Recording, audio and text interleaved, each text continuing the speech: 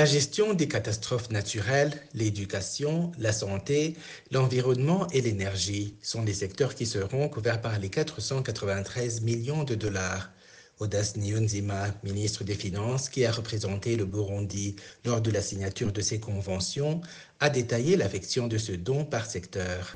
Et l'objectif du projet est de répondre à la situation d'urgence, d'accroître la résilience aux inondations et d'améliorer la gestion urbaine résiliente au changement climatique à Bujumbura et dans la zone de Gatumba. Les activités qui sont réalisées dans le cadre de ce projet sont notamment la protection et la réparation des infrastructures critiques, y compris le pavage des routes, la protection des rives du lac, la restauration des bassins versants et des canaux en amont pour atténuer les risques fluviaux, réduire l'érosion et l'envasement des installations de stockage, drainage dans les bassins versants de Nahangwa et Gasenyi, la restauration et la protection des rives du lac Tanganyika, et la restauration et la protection des berges, des solutions et des investissements basés sur la nature pour soutenir l'infiltration et gérer les risques d'inondation pluviale, la protection et la réhabilitation des infrastructures de services urbains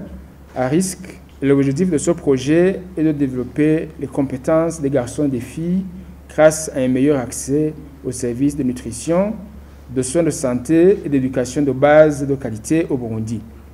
Il sera mis en œuvre sur une période de 5 ans, selon une modalité d'investissement avec une option de faire des décaissements liés à certains indicateurs de performance.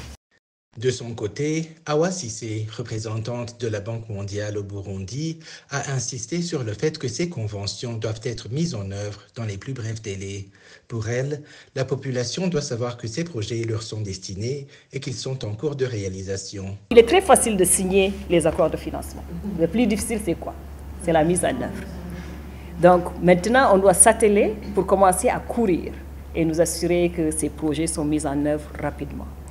On a pris quelques jours de vacances. Maintenant, on est venu avec beaucoup d'énergie et je compte vraiment sur vous et nos équipes, bien sûr, pour travailler ensemble à ce que ces projets soient mis en vigueur dans les semaines qui viennent et qu'on commence à voir les activités sur le terrain afin que les populations burundaises sachent que cet argent qui vient d'être signé est en train d'être mis en œuvre.